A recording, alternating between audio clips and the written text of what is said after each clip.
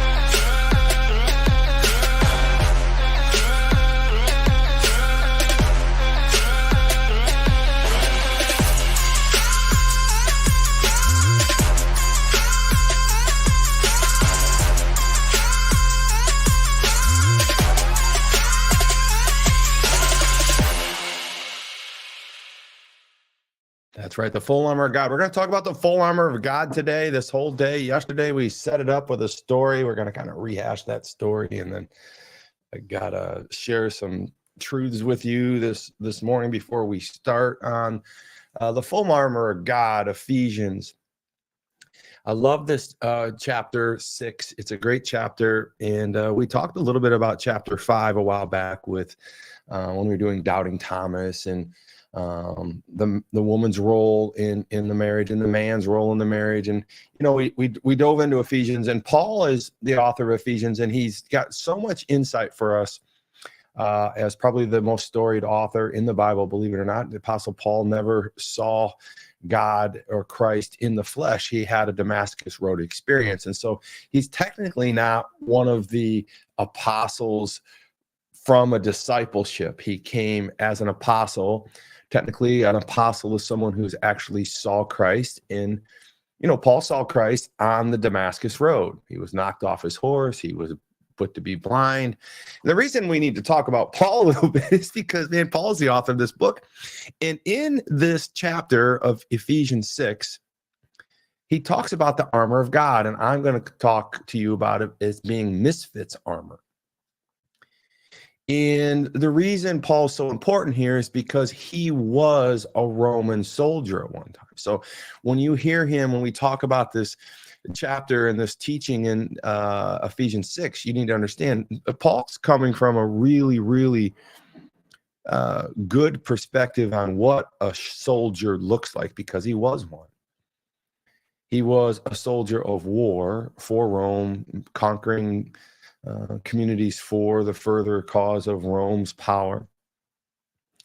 And then he became a Roman soldier that went out and actually killed Christians because he didn't like Christians. It wasn't what the Roman people wanted. And so not only was he a Roman soldier, but he was a Roman Christian killer soldier. So Paul has firsthand knowledge of like being a badass in good ways and bad ways. But after the Damascus Road experience, he falls off his horse, he gets blind, and he's required to go see a man somehow, not with his eyes, but a man by the name of Ananias comes to see him and witness to him about God. And then Christ shows himself in Paul's blind vision. And so there's where Paul becomes an apostle, because Christ visited Paul. All this to say is Paul, as a Roman soldier, now has become not a Christ killer, but a Christ follower. And I think that Paul is probably, in my opinion, the most influential character in the Bible in many, many ways, because I think that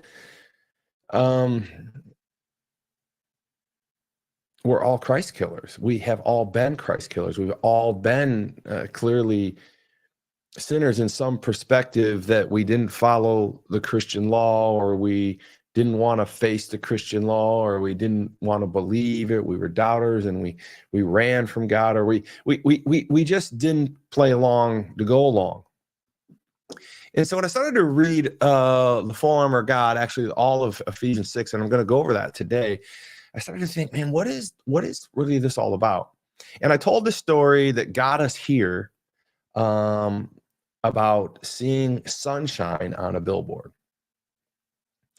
And this sunshine on a billboard, which, I don't have the image pulled up here right now, but yesterday, the sunshine on the billboard was actually me having a dark moment, throwing a fleece out there for God. I'm not selling, I'm losing money, my family's falling apart. I was a young man, I was probably 28, 29 years old, and I just couldn't get anything right. And I was just saying, God, I believe in you, I trust in you, I want all these things that you've promised me, I want it for my family. I'm really a believer, I've accepted you into my heart, and I love all these things, but man, right now I feel like poop.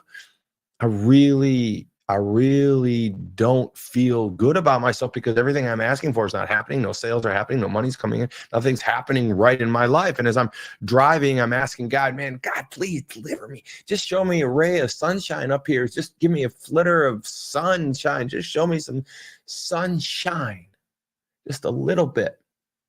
And then I'll know that you hear me, and I'll know that I'm following you, and it's all the right thing. Just give me some proof, signs, wonders, and miracles. You say you still do those. Why not now? Well, the story goes is as the more I asked and almost begged for proof of his existence and that he was hearing me, the clouds got darker, the rain got more, and it actually even turned into hail. To my surprise, I'm just feeling lower than a frog at a curb pole, a curb, right? I'm like, I can't get any lower. And I'm like, God, how can you be so unmerciful? How can you be so wicked to me to know that I'm on my knees begging you for mercy, help, and just proof? I wasn't even asking for a miracle. I was just asking for a sign. Yes, I hear you, Todd. Here's a little ray of sunshine. Well, at that very moment at the end, I thought everything might turn around. It got worse. Hail turned into thunder, and it was just bad. It was clear that this fleece was not working in the way that I had hoped it would. But as I turned the corner, I remember seeing a billboard. And when I turned the corner on the billboard, through the rain and the clouds and everything that was going on there, I saw a billboard. It was a big billboard, and the billboard said Sunshine Bakery, and it had a huge burst of sun on the billboard. And so the message of that yesterday was, listen, man, we need to be looking not only up for God, but we need to be looking forward for God. We need to be understanding that God is going to show up, and it's not always going to be in the way that we want him to show up.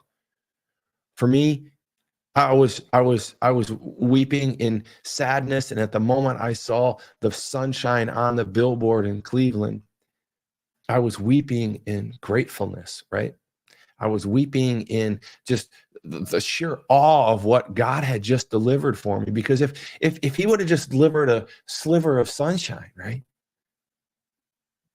that would have been like, it would have happened anyways, right? It would have been like, possibly I could have thought to myself, oh, is it really, really real? Do I really dive down into it? Will I really think about it? I mean, what are the odds? I mean, the odds are the sun was going to come out anyways, but really the odds were greater that the billboard would never show up in that capacity. The odds were greater that the fleece I would have asked for wouldn't have been something that would have been so random on a billboard. To this day, I've never seen sunshine on a billboard ever again in my life. I mean, I've literally never seen sunshine on a billboard ever since I was 28 years old, praying for sunshine in the sky, and I get a sunshine on a billboard. I mean, so I think that God delivered in that way, in a most unique way. And I've been able to tell that story several times, at least 2 or 3 times in my lifetime. And yesterday was a very powerful time. So what I wanted to talk to you about today is, how is God talking to us from billboards? How is God talking to us from the sideways, from underneath or around the corner? How is God, and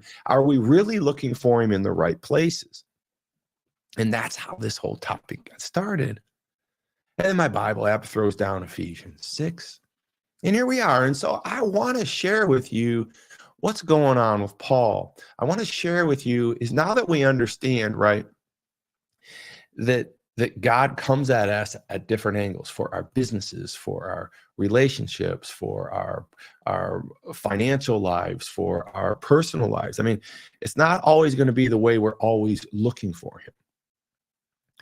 And one of the things that happens when he doesn't show up, or things that come to us in our life that aren't good, it's this powers of evil. And so I easily could have digressed and not kept my head forward and just completely given up and not continue to be open to signals, but let the evil side of not seeing God possibly resonate in my life and say, God's not real. But thank goodness I didn't. Thank goodness God didn't let me. And so God is giving us a suite of, or an arsenal of products to deal with the evil, to deal with the things that we're not finding in this world, to deal with the things that are finding us, right? We talked about Romans 8:6, mind governed by the flesh is death, but the mind governed by the spirit is life. And so we want to make sure that our mind is in full frontal with us and that we are holistically thinking. We know God is good. We know that there's good out there for us. But we also need to understand that there is evil also lurking out there.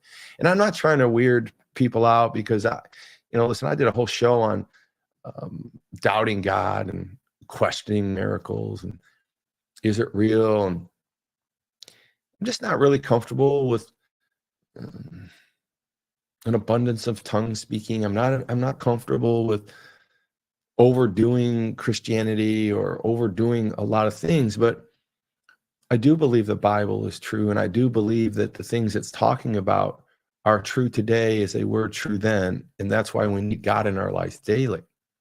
So the Apostle Paul is speaking to the church of Ephesus, who was encumbered by sin and question and doubt and all those things, and he knew he needed to send someone there to tell him the truth, to tell him how he's doing, to tell him that he's fine, because he here was in prison. The very man who was a soldier of Rome, the very man who killed Christians for Romans as a soldier, is now in a Roman prison, tethered to a guard 24/7. For telling the truth, for being a Christian, for putting it out there for us, for you and I to talk about it right now in our lives. I mean, that's the point. That's the truth. So he sends a man by the name of Tychicus on his way over to Ephesus to give this letter. And the story I want to kind of set you up this morning was, after I know all these things, I've been studying them and reading them, and I know them all to myself, and I need to get better and all this. And I'm thinking about the evil, right? And so Ephesians 6:12 says, for our struggle is not against flesh and blood, but against the rulers, against the powers of this dark world, against the spiritual forces of evil in the heavenly realms. So where are we looking? What are we looking for, and where are we looking? And when we find it, what do we need to understand? We need to understand there are going to be roadblocks. There are going to be road signs. And so I created this AI image to kind of set up this show. But but before we go into the real quick break, I want you to understand that I had this day yesterday. Like, it was crazy. I was with my wife in the morning, and actually it was Easter.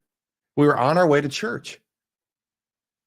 And I was not quite prepared for this part of the message I was going to give, but I'm thinking about the evils and principalities. I'm thinking about like doing things the right way and the full armor of God. And I'm thinking now about the struggle is not against flesh and blood, but against the rulers, against the powers of this dark world, and against the spiritual forces of evil in the heavenly realms. That's Ephesians 6:12. And as I'm dealing with my own self and trying to be this better person, and listen, I'm not. Right. Certainly all the time. I'm driving to church, and a man, I know it was a man because I saw him, came flying around me, and I pulled out into the road. I got in the far left lane. I was not encumbering him at all. And it might have been a little tight, but I got out there. He didn't like what I did. He didn't like that I got out in the lane. I was a little more aggressive than he was careful. And so he guns it from behind me. He comes around me in the right-hand lane, right? screaming a million miles an hour. Clearly, he had no problem with my distance or anything, but he clearly felt like he didn't like my truck. He didn't like my bald head. I don't know what it was. He goes all the way around me. And then instead of staying in the right-hand lane, he comes back over into the left-hand lane and almost clips the front of my truck. And he lays on his horn and he flips me off and he's screaming down the road. And then he banks his brakes and he's just carrying on like an absolute madman. And I'm like, what? What's going on here? And I put on a gas and I'm like, wong, wong. And my wife goes, stop right now. Stop. We are going to church. You have to get in control. I put on the brakes. My heart's racing 100 miles an hour. And I'm like, man. Right. I was really mad at that guy. I was really mad at maybe that even the fact that I put him in a position to feel that way, because obviously something set him off. Maybe it was his wife at home or his situation at home, or whatever. But I was just the tipping point for this road rage maniac, right? But then what did I do? I literally turned into that person and I went after him. And my wife was scared and she just screamed, stop. I don't like you like this. I don't like you like this. Stop.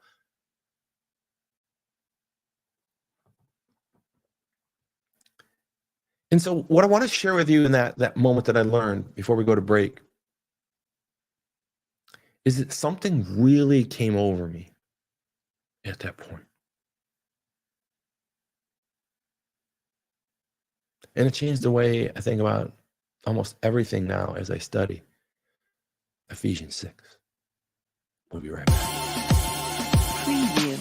Todd is not only a remarkable, successful 30-year titan in business with having multiple businesses that generate multiplied millions of dollars. And if that plan happens to be to build $1 million company, which I can help you do. But he's humble. He's a man of God. He's a family man. The world's news organizations are built on everything but positivity. He is an influential entrepreneur and business speaker for over 30 years. I've got to forecast. I've got to pronounce. I've got to project. I've got to share with you my ideas, my vision, my goals for not only myself, but for you. That's why he's came up with his incredible concept of taking and creating a platform for people that are wired differently. And you got to understand that your habits of your person and your habits of your business and your habits of your spirituality have to lead to the North Star of who you are. We need to figure out who we want to be in life.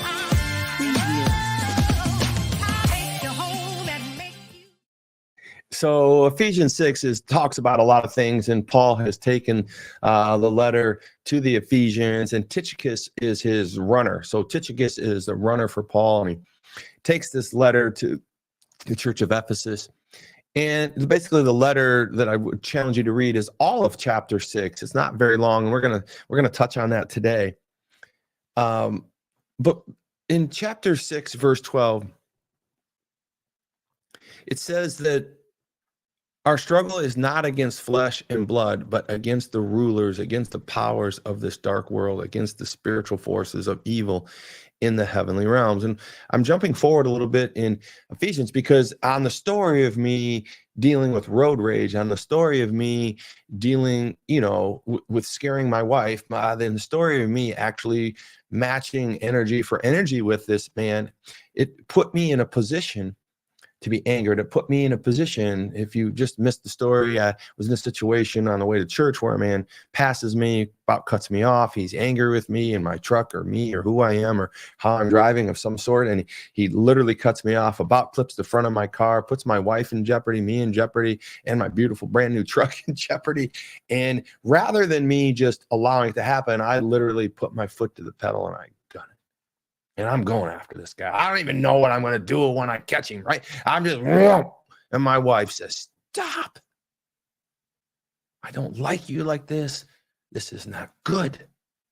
I'm not literally, I wanted to retaliate for whatever reason. I mean, I'm wrong. No one do that. There's no winning in that situation. But what I wanted to share with you is what's going on here is that as much as I was mad at that man, as much as I was mad at the situation, we have to realize that the man driving the car that about wrecked us is not the problem. I'm not the problem. The problem is our struggle is not against that man or his blood or his flesh, but against the rulers, against the powers of this dark world, and against the spiritual forces of evil. And so, I really believe that that man was trying to disrupt my walk. He was trying to disrupt my family. He was trying to pull me into a situation through that man. The evil powers, the negative powers of this world, whatever you want to call them. You don't go through a show like this and touch thousands of people on a regular basis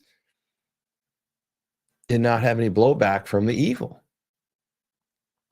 And so I want you to just kind of have that same real quick epiphany that I had, so that you can move forward in your day. When you have these thoughts, when you're angry, when you're discomforted, or you're in a position of not glory or power or confidence, it's not the people that are literally putting you there because you can put a finger on somebody, in most cases, who make you feel a certain way. It's the evils or the principalities, the authorities of evil that are influencing them to make you feel that way. So I would love for you to disenfranchise those people from your anxiety, or disenfranchise those people from your hate, right? So how do we deal with this evils and principalities? How does God put us in a position, right, to deal with these things? And he's literally given us these 6 tools of armor that we're going to talk about in the next 2 days. Today, we're going to start today. But I wanted to explain to you in Ephesians 6 why it's so important, and why Paul had this letter wrote to the church, because he's truly setting up this church to understand how to deal with these evil powers, these negative powers, these detracting powers, anything that pulls you away from God. I was clearly separated from God when I got mad, when I got angry, and I put my foot to that pedal, and I'm like, I'm gonna get that guy. I was not with God. The negative powers of this world had separated me from God. The guy didn't even know that was his job. He was just being a dodo bird, right? He I don't know what his day was. I don't know what. All I know is that he was a pawn in the plan of evil. And for a moment, he did Satan's bidding by pulling me away from God. And my wife said, "Stop. I don't like you like this. Stop. Not my husband. Stop. Not my man. Stop. Not with me. Stop. My wife knows that there's evil."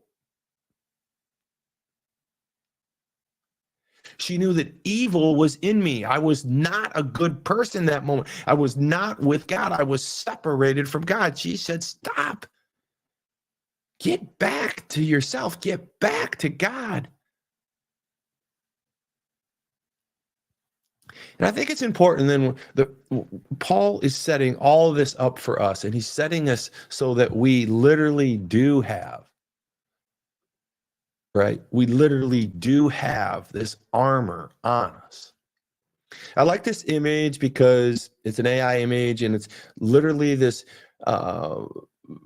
portrait of 3 people doing battle in modern day world with the armor of God on them, right? It's, wired differently, our mindset, mission, movement, and ministry. I got it, right? Misfits, we are those, literally, us misfits have the armor of God on us as we go, wherever we go, to deal with these things, because we've accepted God and Christ into our heart. And the belt of truth is literally the first armor of God we're going to be able to talk about today. And so I wanted to just kind of break that down with you in the last 6 minutes.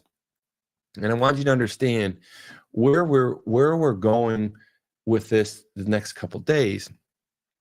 So in Ephesians, Paul spends about a lot of time talking about the children obey your parents in the Lord, for this is right. And then he goes on, fathers, do not exasperate your children.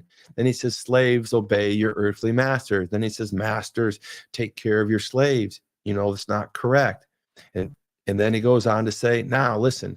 Now, I think it's funny that he sets up masters, slaves, children, parents, and then previously, before the children, parents, fathers, he talks about husbands and wives, because I really, really, truly believe these are all of the areas that Satan drives hardest at us. He drives hardest at in our marriage. He drives hardest at when we're raising children. He drives hardest at it when we have employees or friends and people we have to deal with, like the man driving down the road, right? He drives hardest as a master or an employer. He drives harder as an employee or a slave.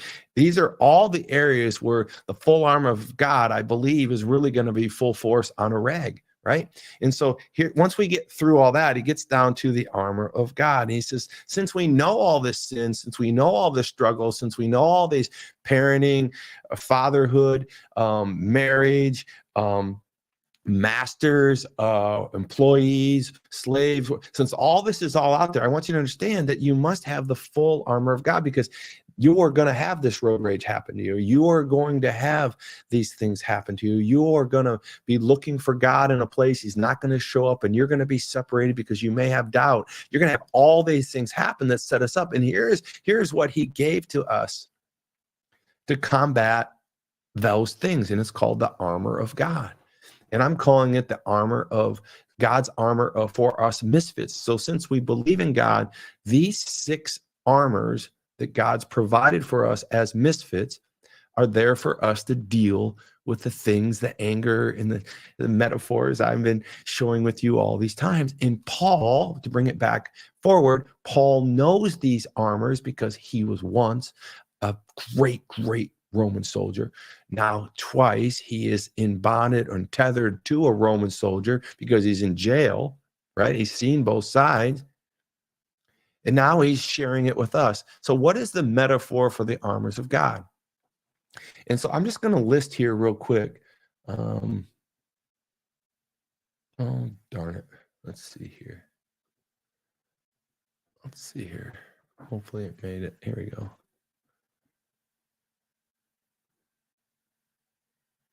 Here are the 6 armors of God I'm going to read through. The armor of God include below pieces: the belt of truth, the best breastplate of righteousness, the gospel of peace, the shield of faith, the helmet of salvation, and the sword of the Spirit. So you got a belt, breastplate, gospel, shield, helmet, and sword. And so when I talk to you about this, God says, the armor of God. Finally, after all these things that are going to be tempting you, causing you to be tempted by the evil, the people out there that the evil people are going, the spirits are going to affect them to affect you. They're going to go to them to get to you. We talked about that. He says, finally, knowing all those things, be strong in the Lord and in his mighty power. I know it's a little bit of Bible today, but on the full armor of God, so that you can take your stand against the devil's schemes. For our struggle is not against flesh and blood, but against the rulers. We've been reading that, against the authorities, against the powers of the dark world, and against the spiritual forces of evil in the heavenly realms. So they're attacking us, keeping us from the heavenly realms. They're dissuading us. Now they can't stop us, but they can send it through other people to create havoc for us. They can send it through other people to disrupt our relationships, to disrupt our marriage, to disrupt our thoughts, to disrupt our ability to make good, godly decisions. Like me, I was disrupted. I was separated from God. I pushed the gas. I went after this guy. And what was I going to do? Beat him up when I got there? I mean, I don't know. I know that I did not think that far ahead. I just wanted to send a message back to him. Don't mess with me and my family. But here's the deal. My wife said, stop. You're separated from God. Stop. That's not my man. Stop. Get back here. Stop. Those are evil powers trying to dissuade you from being the man God has called you to be. Stop. Stop. Come home.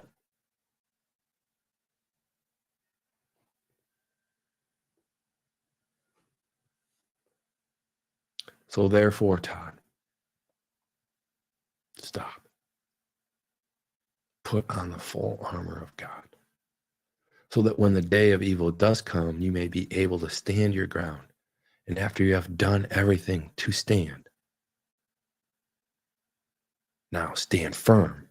Then with the belt of truth buckled around your waist, with the breastplate of righteousness in place, and with your feet fitted with the readiness of that comes from the gospel of peace.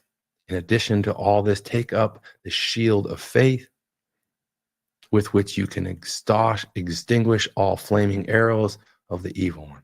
Then take the helmet of salvation and the sword of the Spirit, which is the word of God. And pray, pray, pray, pray. So let's just talk about the first one before we get out of here today. I wanted to make sure we knocked out one of these because I wanted to talk to you about the belt. I wanted to talk to you about the belt of righteousness. Stand firm with the belt, truth buckled around your waist. Now, of these 6 pieces that God has given us, I wanted to give you one for today because I know we're running a little longer, but I just want to give you the belt of truth, and we'll rehash it tomorrow. But the belt of truth, the first one, literally the first 3 of these, the belt of truth, the breastplate of righteousness, and the gospel of peace. Those first 3 is what a Roman soldier wore every day. He wore a belt. He wore a breastplate, right? And he carried the message every day. But the shield, the helmet, and the sword, he only wore when they were in battle. So I just kind of want to think about that. But the belt of righteousness, let's just take that. Let's break it down real quick and we'll get you out of here because tomorrow's going to be a great, great day. But the belt of righteousness literally is this belt that they created out of a robe. So the robe was literally a robe that they would wear around, but the robe would get in the way. You couldn't fight. You couldn't do anything. It didn't provide any type of protection. And I want you just to understand quickly, when you think about putting on your belt of righteousness, is they would take the robe and they would wrap it around their waist, up through their legs, and protect their loins, protect their back, protect their midsection, but their legs could move freer. And I want you to understand your belt of righteousness is in the same vein. I want you to understand that you must empower yourself with a belt of righteousness. The belt of truth. I want you to have the truth. I want you to be guarded. I want you to be prepared. I want you to have the truth to fortify the things that you're going to do to protect yourself. So when I'm in this situation, chasing down some dude I've never, ever met, seen, or ever going to see again for no reason whatsoever, separated from God, I was prepared. I would have had the belt, the truth on me. I would have known up front that this was a ploy by the evil one. I would have known up front this does not serve me well. I would have not needed my wife to literally say, stop. So when we use this analogy of me and road rage and this man drawing me out, when we're taking these, I'm just going to kind of break these things down, and where I failed, where we fail every day, not understanding that we have the full armor of God. And by the time we're done with these 6 misfit armors, we're going to understand how we have everyday battle gear to deal with the principles of evil in this world. So I want to thank you this morning. I want you to think about, as we close right here, a little bit of homework for you is, what is your belt of truth? What can you put in your mind? How can you understand? How can you gird yourself with the truth even anymore? How can you create the truth, the belt of truth, how can you fortify that? How can you sturdy your loins in your midsection and be stout in your walk in righteousness? How can you be ready with the armor of God in regards to the belt of truth?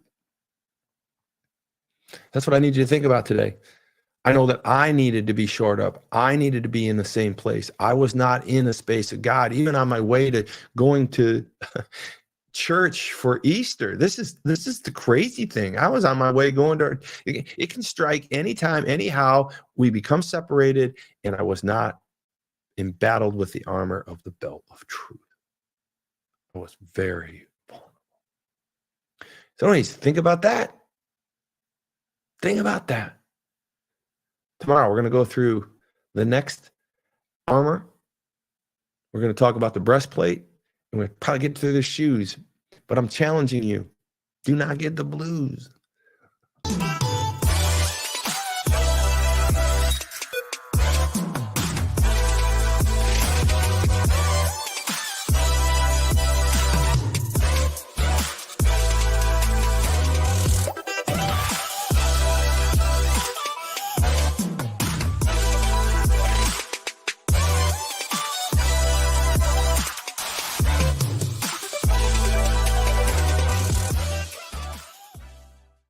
Hey, I want to give a shout out to all you guys out there and gals and people and everybody out there. Wireditdifferently.com is put there together for you. And I got a man by the name of Daniel Hofstetter. I want to give him a special shout out. He's bought a lot of merch, and I'm just so encouraged to see the orders coming in. We have not really put a big price on any of this stuff yet. We haven't started to market it yet. Chris is still working on more shirts.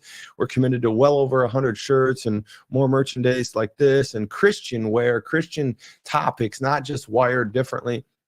So I want to encourage you to go to the website. I want to thank Daniel Hofstetter for this. I want you guys to all understand, since you watch the show, you get a promo code, and it's called Wired15. So if you go to wireddifferently.com and you decide that you want to buy a shirt, you want to buy a sweatshirt, you want to buy a hoodie or something that says your favorite verse on it, or some victory stance, or some 2 Timothy, whatever, there's hundreds of shirts there for you to be a jersey wearer of God, for you to share your vision, to help us actually mentally even be aware to not separate from God the way I did in my story and how I kind of failed in that regard. But here's these things, anytime we can do to enhance ourselves and put ourselves in a position to be raging fans for God, I want to be able to help you do that. So that's what we're doing at wireddifferently.com. So get over there to wireddifferently.com and help support this mindset, mission, movement, and ministry. And once again, I want to thank Daniel Hofstetter for being the #1 purchaser and supporting this. And you look great in those shirts. So God bless you guys. Have a great day. And I will see you tomorrow for the full armor of God. We're going to knock out armor 2, the breastplate, and we're going to knock out 3, the shoes. We're going to knock out the top 3 things that us as warriors need to be wearing on a daily basis as we do battle against the principalities and evil of this world. We got this thing called life wired differently.